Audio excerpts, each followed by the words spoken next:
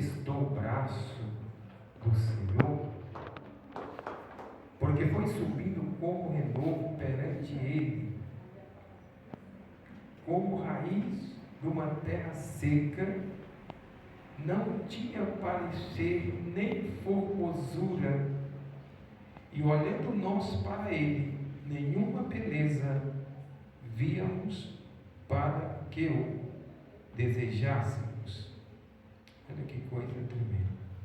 Era desprezado e o mais indigno entre os homens, homem de dores e experimentado no trabalho, no sofrimento, e era desprezado, e não fizemos dele caso algum.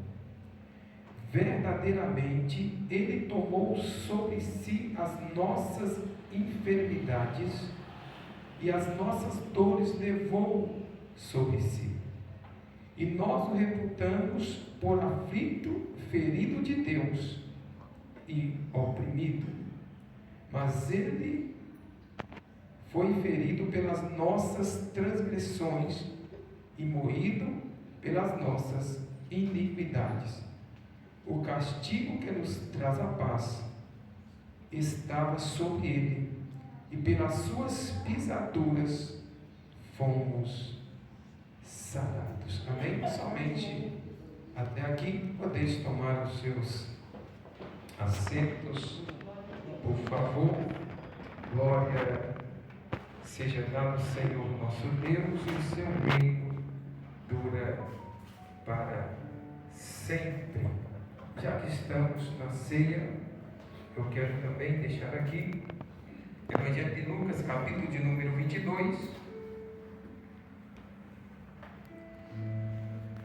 e versos 15, versos 14 a seguir, diz assim: E chegada a hora, pôs-se à mesa, e com ele os 12 apóstolos, e disse-lhes: Desejei muito comer convosco esta Páscoa, antes que padeça.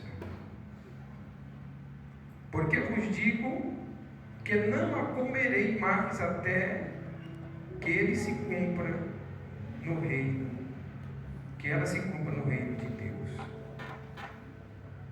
E tomando o cálice, e havendo dado graças, disse: Tomai-o e reparti entre vós. Porque vos digo que já não beberei do fruto da vide, até que venha o reino de Deus. Amém? Glória seja dado ao Senhor nosso Deus. Aleluia. Nós fizemos leitura, como o pastor fez leitura aqui no livro do profeta Isaías, capítulo de número 53. E nós sabemos que Deus, ele levanta este homem para proferir os seus oráculos no reino do sul, em Jerusalém. E nesse período, há 7 séculos antes de Cristo, na data desse escrito do capítulo de número 53, o reino do norte já estava sucumbindo na mão dos assírios. Então agora o que resta é o reino do sul. A Síria, na sua expansão e ascensão, ela destrói o reino do norte. Porque o reino do norte havia abandonado os princípios, pastor Caldomiro, que eles haviam aprendido com a lei e os profetas. E Deus então permite a destruição, e agora o que resta é o reino do sul. E nós observamos aqui que Deus levanta este homem por nome Isaías, o profeta. Isaías, ele vem trazendo algumas mensagens acerca da vinda do Messias. Messias esse que os judeus esperam até o dia de hoje. E ele vinha trazendo um alerta sobre eles, sobre essa volta, ou seja, essa vinda do Messias. E o profeta Isaías, por muitas vezes, alertando o seu povo dos seus pecados e clamando para que eles viessem e voltassem a Deus. E ele chega a dizer: buscai o Senhor enquanto se pode achar, e invocai-me enquanto Ele está perto. E nós observamos que Deus ele vai usando Isaías. E nós observamos aqui, pastor Adailton, que Isaías está proferindo palavras há 7 séculos, há mais de 7 séculos antes de alguns acontecimentos que vieram depois. E acerca de Cristo, ele está falando de algo que vai passar 700 anos para acontecer. Mas Isaías consegue descrever Jesus como um cordeiro. Jesus consegue, pastor Cladomiro, descrever Cristo como um homem sofrido. Ele consegue descrever Cristo como um homem que não tinha beleza, formosura, com aparência que atraísse os homens, ou seja, que atraísse principalmente as mulheres, é claro. Mas você sabe que a beleza ela influencia muito, e sempre influenciou. E nós observamos aqui que Isaías está vendo um Cristo experimentado no sofrimento. Para nós que temos a história, que temos aqui a narrativa, a história narrada sobre Cristo, o acontecimento, até alguns filmes aí descrevendo e mostrando algumas coisas, é fácil. Mas para Isaías não era fácil, ele estava vendo algo que ninguém conseguia ver. Era vendo Jesus como um cordeiro sendo levado para o matador e sem reclamar, sem abrir a boca, sem pedir advogado na hora que está diante de Anás e Caifás, sem pedir advogado diante de Herodes, sem pedir advogado diante de Pilatos, sendo levado como alguém mudo, sem requerer o seu direito. Aleluia. Isaías está vendo Jesus sendo levado como um cordeiro mudo. E como o pastor Claudio, ele não tinha culpa, ele poderia muito bem arrumar um advogado para interceder por ele diante de Pilatos. Podia ou não podia? Jesus poderia ter um advogado diante de Anás e Caifás, de Herodes, ele poderia, ele tinha direito, por quê? Porque ele não havia cometido um erro sequer. Mas nós observamos aqui Deus usando o profeta Isaías para que tudo fosse compreendido no futuro, no tempo do acontecimento, que Jesus era um homem experimentado no sofrimento, que Jesus, aleluia, ele foi um homem que os homens viraram o rosto e não olharam para ele. Quando ele estava diante daquela situação, os homens cuspiam, viravam o rosto e não queriam saber de Cristo. Até Pedro, que andou com ele, disse: eu não conheço esse homem. Isaías consegue descrever, irmãos, que se nós formos pegar a história de Cristo hoje e escrever, talvez nós não conseguimos identificar tantas coisas como o profeta Isaías conseguiu identificar em Cristo, tendo, acredito eu, que ali como que uma visão, vendo tudo acontecer, para que ele descrevesse tudo isso, e dizendo ainda, mas ele foi moído pelas nossas transgressões. Aleluia. E ele disse que a Deus agradou moer Jesus. A Deus agradou moer o seu filho, ou seja, deixar ele passar pelo maltrato, pelo sofrimento. A Deus agradou tal coisa. Mas o que nós observamos é que quando Jesus está sendo levado, ele não requer o seu direito, mas antes ele vai mudo, aleluia, para a cruz, e no seu coração ele dizia: Senhor, eu estou aqui para cumprir o propósito que o Senhor colocou sobre a minha vida. Imagina, irmão, Jesus sendo conduzido para os julgamentos,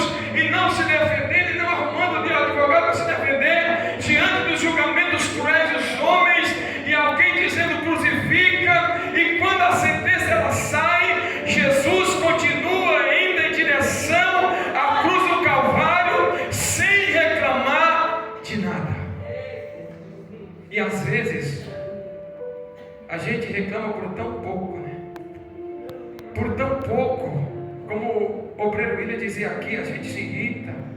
Por tão pouco a gente discorda, por tão pouco a gente fica triste com o cônjuge, com o filho, com a filha, com o pai, com a mãe, com o irmão, com a irmã, com o pastor, com o líder, com o obreiro. Por tão pouco, irmãos, a gente se fica triste, muda de congregação, e às vezes a gente não quer mais estar, aleluia.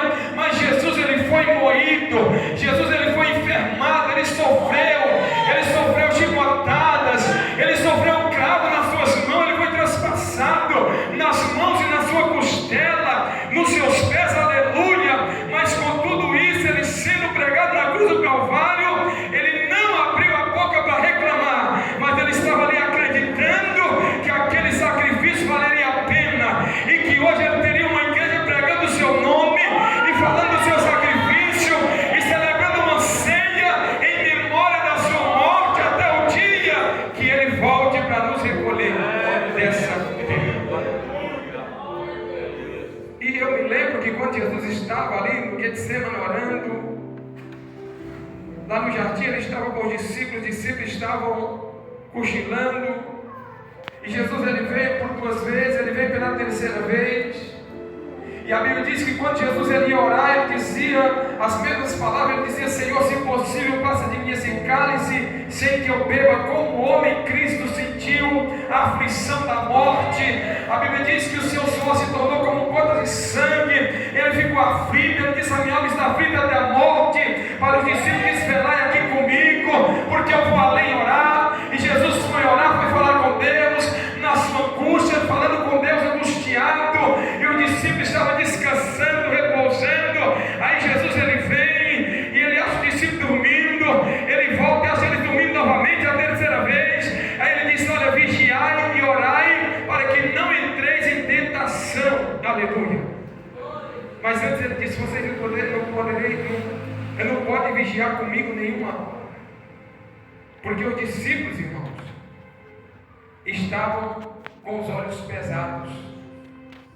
E sabe o que acontece com a gente? Às vezes a gente trabalha, é necessário, a gente se cansa, às vezes fica fatigado, e às vezes quando chega em casa não consegue orar nem 1 hora, nem 10 minutos, já estamos desmaiando na cama. Às vezes a gente não consegue orar de joelho nem meia hora, quando levanta já tem um a fazer, aí dá 5 minutos, tem que levantar e tem que sair fora para trabalhar imediatamente, tem um compromisso, já levanta na hora do compromisso e não tem tempo. E os discípulos estavam andando com Cristo, o mesmo cansaço que tinha nos discípulos, tinha em Jesus também, que ele estava andando ao mesmo tempo, mas Jesus estava cansado, mas estava orando ali diante de Deus, e o discípulo repousando, ou seja, Jesus sendo, aleluia, angustiado pela morte que viria para ele, e os discípulos descansando e dormindo. É o que Jesus ele faz conosco. Enquanto Jesus ele sofreu a aflição, ele nos deu a condição de repousar com a nossa alma no nosso sono. Glória a Deus. Porque ele disse que dá a nós o sono. É ele que dá. Tem pessoas que não conseguem dormir, que tomam remédio para dormir. Tem pessoas que não conseguem, não tem paz, não conseguem dormir, fica perturbado de noite, o inimigo perturbando algumas pessoas, mas Jesus nos libertou, e você deita na cama, você dorme, aleluia. Você só não passa do horário porque tem um despertador, aleluia. Por quê? Porque Jesus ele deu para mim e para você a paz, mas enquanto ele deu para nós essa paz, ele sofreu. Quando ele estava lá no Getsemane, ele estava sofrendo, e ele dizia: Pai, se possível, passa de mim esse cálice, sem que eu beba. Quantas palavras ele estava dizendo? Se tiver outra forma, então vamos fazer de outro jeito. Mas se não tem, então ele disse: então, que não seja feita a minha, mas seja feita a tua vontade. Então a vontade de Cristo naquele momento era sair daquele sofrimento, quando ele estava vendo, porque uma coisa é acontecer de repente conosco, outra coisa é você saber o que vai acontecer. Uma coisa é você sair na rua e você se precaver de alguma coisa, e outra coisa é você sair na rua e saber que alguém está te esperando ali para te matar, para te prender, e você continuar indo para aquela direção, aquele alvo, aquela pessoa, aleluia. Então Jesus sabia que tudo ia acontecer, aleluia, naquela manhã. Então Jesus estava ali sofrendo naquele momento da aflição, mas quando ele sofria na aflição, ele lembrava que uma igreja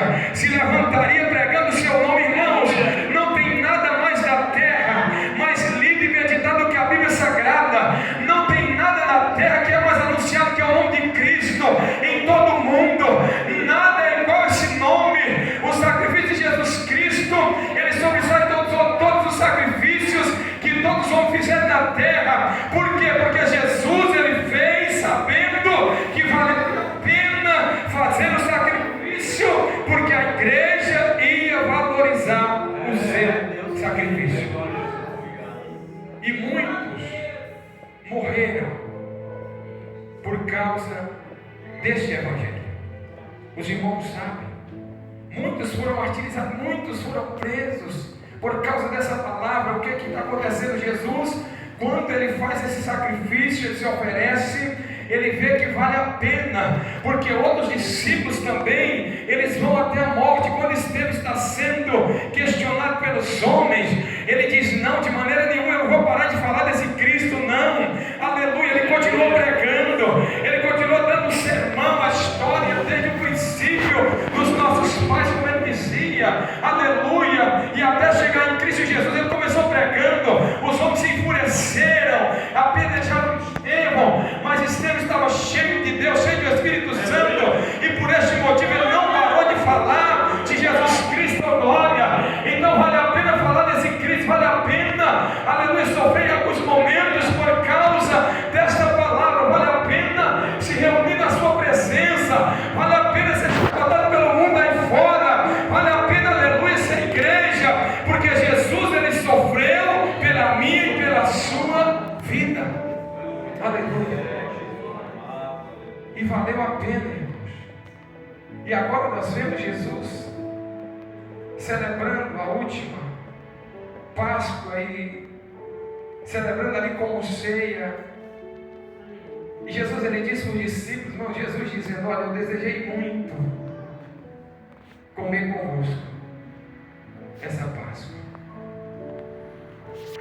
Jesus, ele disse que estava com vontade de fazer aquilo. Irmão, Jesus é Jesus, Jesus é o Filho de Deus. Mas ele disse que tinha o prazer de estar com eles naquele momento.